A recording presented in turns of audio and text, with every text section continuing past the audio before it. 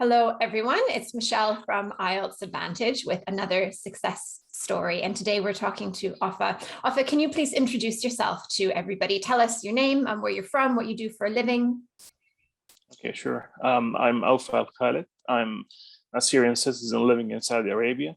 I work as a radiologist. I finished my residency recently, and I was trying to take the IELTS exam to pursue a fellowship program in Canada, maybe. So that's basically why I took the exam. I was trying to take the exam. So.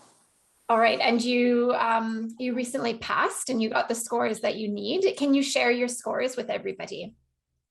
Yeah, sure.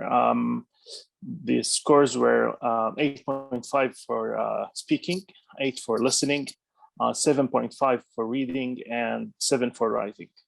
Well done. And how many times had you taken the test before you passed?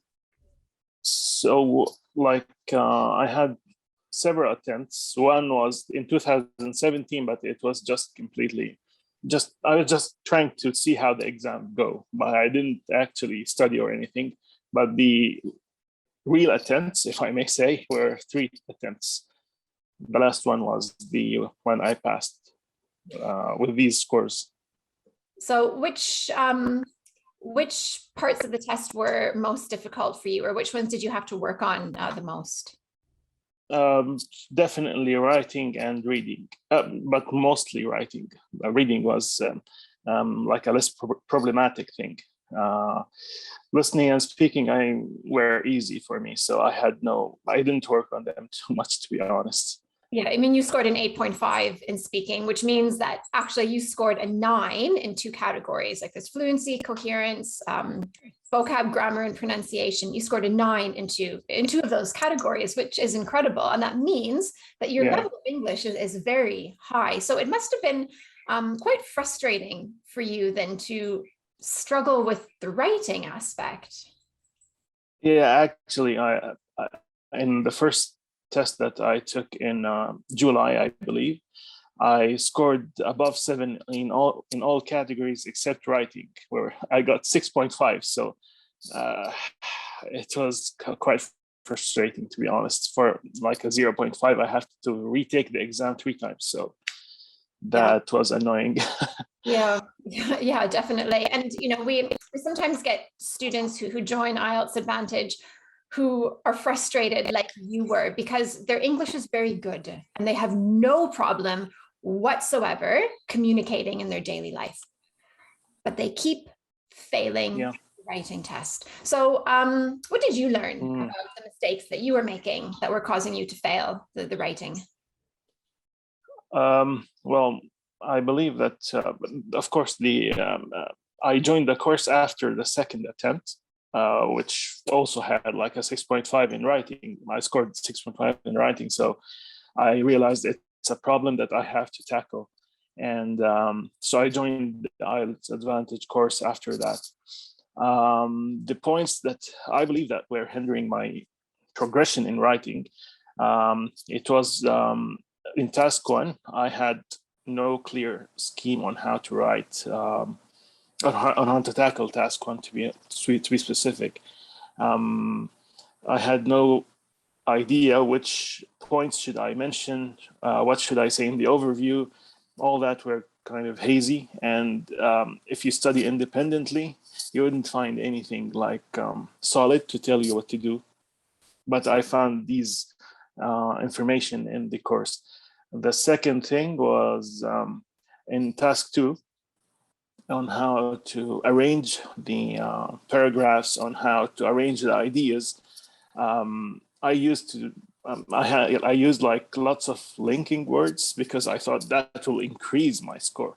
So you'd find a lot of furthermore as a result and these things. But I realized that these things were actually lowering my score instead of increasing it. Of course, we have to use some, but not like in every sentence.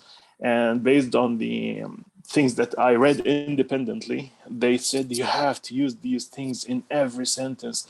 And they kept saying like, at least you have to write like 5 complex sentences or you won't get the score. of course, that's kind of, it's not real. So I really realized that when I joined the course. Of course, I understood what I should do to pass these points.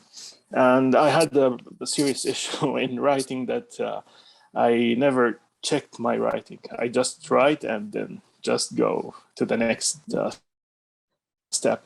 So that was an important point that helped correcting some mistakes and reaching the best way in grammar, if I may say. Because I had like these silly mistakes in grammar, like the commas, the sometimes the articles. So when I read back my writing, I managed to fix these things.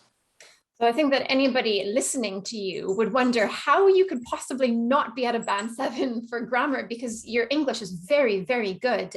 But it's funny, writing's funny that way, isn't it? I mean, when you, like you said, you can make silly mistakes, and these silly mistakes can stop you from getting a band 7.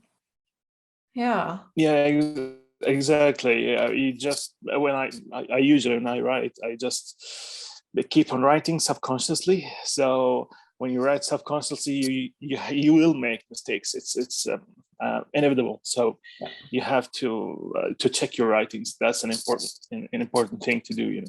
Yeah, even me. Even me, I need to check and make sure that I've not made any, silly mistakes when I write. So exactly. Yeah, that's great advice. Let's talk about reading now. So what was your reading score the first time you took the test? So in 2017, it was 6. Then my first real attempt, it became 7. But it was pure luck, to be honest.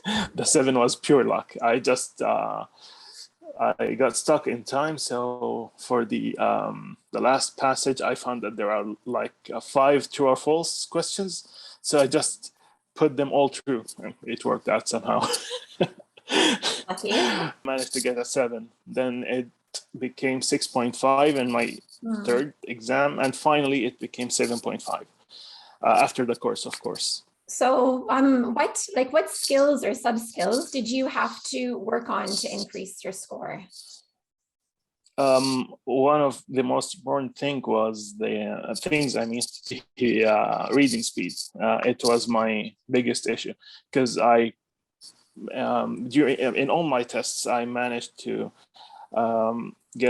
read the first 2 passages and finish all the questions correctly without any mistakes. But when it comes to the third passage, I end up with like only 10 minutes, which is impossible to solve these questions in 10 minutes, especially being the third passage being the most difficult one. So that basically was my biggest problem, the reading speed.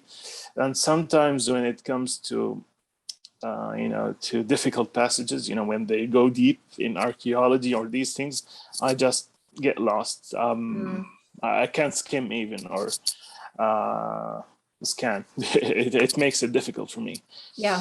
So a lot of students they struggle with being able to skim. Sorry. I'm going to edit that part out. Justin, please. It's okay. So a lot of students struggle with their reading speed, and it's one of the things that is really frustrating, and it holds students back. So how did you manage to increase your reading speed? Well, I'd say practice. I just kept reading everything. Since I'm a doctor, so we are used to read like medical articles and like in a certain speed, so it wouldn't pose a problem for me. So I had to read like different things out of my comfort zone, if I may say. So I had to read like different articles, whatever I can find, about actors, about nature, anything. I just whatever I can read, I just open it and read it. So that helped a lot, and it helped a lot to realize the important points of each paragraph in these articles, so that and actually these articles are similar to the ones we see in the exam. So you'll have like it's like it's a daily practice of what you will find in an exam.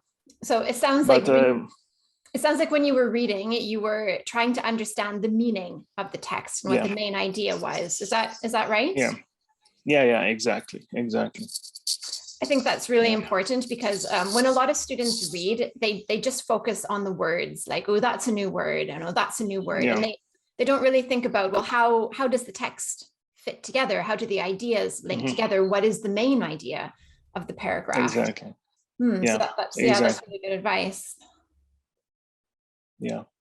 Yeah. So what advice would you give to a student who's maybe just beginning their IELTS preparation?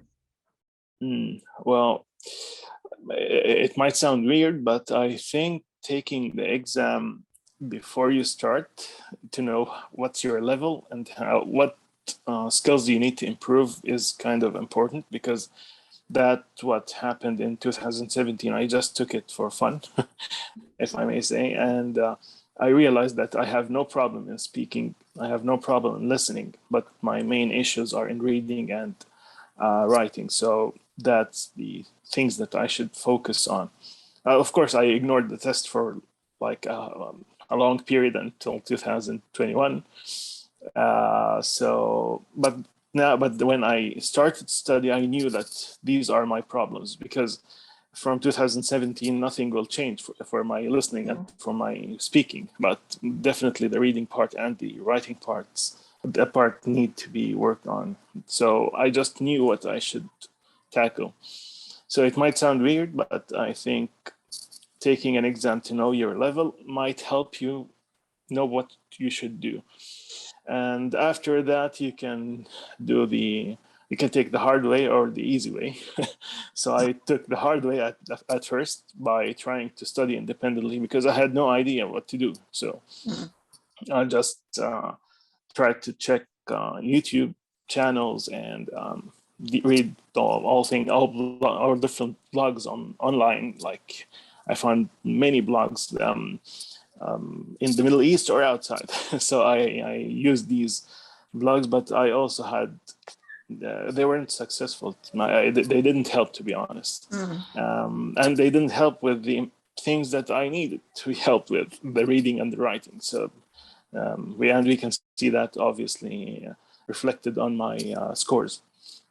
Yeah. So, but after the second test, I found the IELTS Advantage on YouTube. I found the channel, and then I started reading about the course, and I found out, that there is a course called IELTS Advantage. So I read about it, and I understood that that this can help me. This course can help me reach what I want. So that's why I joined the course. So the best thing is just join the course. It will make your life easier. You'll start building up from scratch, and you'll build up your knowledge based on the explanations and the videos you'll see during the course. So this course will actually help you do what I have done in 5 months in less than 2 weeks or 3 weeks. I don't mean for the vocab and the grammar wise, because you have to learn that. But I mean, to know how to tackle the exam, to know how to use the proper techniques for the exam, because these things must be explained. They are not just things that you'll find online. They are important things, and they might be what hinders your success in the exam. So the course will definitely help you to start from scratch and know how to tackle each point in the exam. It's a lot easier when you know exactly what you're doing wrong and exactly how to fix it, isn't it? Yeah, exactly. And definitely the correction service that was offered helped me a lot. Of course, I just sent like two topics, one for another for test two, but I didn't have time before that. It was like very short period to prepare it. So I sent only one task to topic, I got horrible scores like 6.5 and 5.5 for test two. But I wrote down every point that they mentioned, the mistakes that I've done, and I wrote them, and I studied each one of them and corrected them before the exam. It was like 5 days before my exam time. So I managed to focus on these mistakes, and that's I reflected on that. I remembered these mistakes and I avoided them, and that's why I got the 7, That's despite exactly. having 6.5 and 5.5. No, you're absolutely practice right. test. Yep, you're absolutely right. That's exactly why you scored a 7, because we told you what you'd done wrong, and then you didn't repeat the same key mistakes, and that's why your score went up. Exactly. Yeah. Yeah. Fantastic. Yeah. So you're off to Canada next. Is that it? Yeah. Hopefully, yeah. That's the plan. Technically, the University of British Columbia requires IELTS score of 7 in each category to apply for the fellowship programs. So that's why I needed the test, because I have to go there, and I have to have the IELTS in order to join them. That's the point. Vancouver is a beautiful city. Yeah, definitely. Yeah, I'm sure you'll love it. I'm sure you'll enjoy it. Yeah, I'm sure about it too. I'll definitely enjoy the program as well, because that's the most important thing. So. Yes. The program is more important than the mountains and the skiing.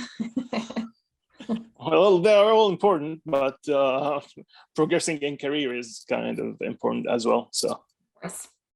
Of course. Well, Awfa, thank you so much for sharing your success story with me and with everybody else. It's been really interesting to hear about your experience, and I really appreciate you taking the time to talk with us.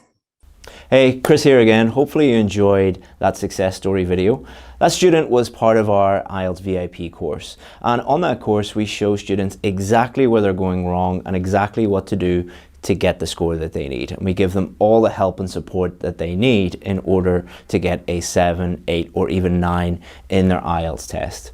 Now, we only work with a really small number of students. Because of the level of help and feedback and support that we give students, we can only work with a very small number of them. But we also have more success stories than any other online or offline course in the world, which has created a huge amount of demand for our course. So we're the only course in the world, I believe, that has a very long waiting list. If you want to join that waiting list, all you have to do is just click here and you'll be able to add your name, add your email address, and then when one of our students becomes successful and leaves the course, the next position can be for you. Hopefully see you in there. Bye-bye.